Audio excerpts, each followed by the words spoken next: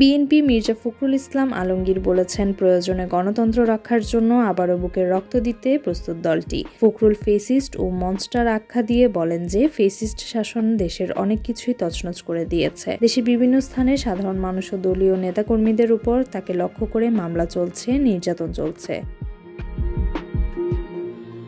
তিনি দাবি করেন, গত 15 বছরে 60 লাখ নেতাকর্মীর বিরুদ্ধে মামলা হয়েছে, 20,000 নেতাকর্মী এবং 1799 জনের বেশি।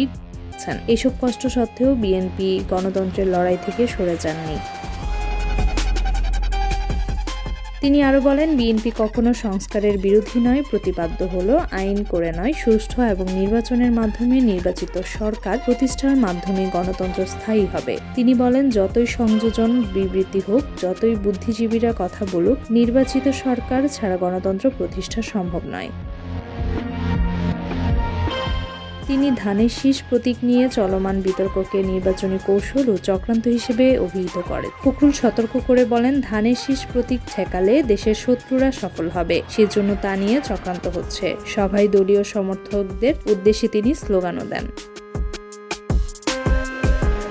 বক্তব্য শেষে ফখরুল বলেন, আমলাতন্ত্র ও নির্বাচন কমিশন নিরপেক্ষ না হলে নির্বাচন গ্রহণযোগ্য হবে না। এমন পরিস্থিতিতে বিএনপি নির্বাচন মেনে নেবে না বলে হুঁশিয়ারি দেন। তিনি অনুরোধ করেন, অযথা প্রতীক নিয়ে বিতর্ক বন্ধ করা হোক এবং সুষ্ঠু নির্বাচনের দাবি করে সমর্থকদের সামনে ঐক্যবদ্ধ থাকার আহ্বান জানান।